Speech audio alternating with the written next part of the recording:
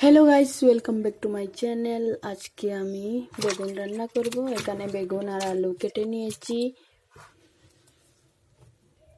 উনানে কড়াই বসিয়ে এর মধ্যে দিয়ে দিয়েছি তেল। এখন দিয়ে দেব পেঁয়াজ,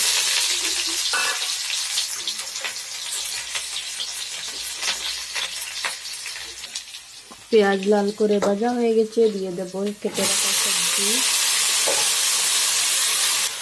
দিয়ে দিলাম লবণ,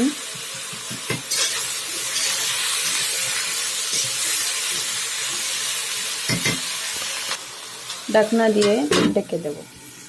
এর মধ্যে আমি কিছু মশলা দিয়ে দিলাম, হলুদ গুঁড়ো, লঙ্কা গুঁড়ো, জিরা, ধনিয়া।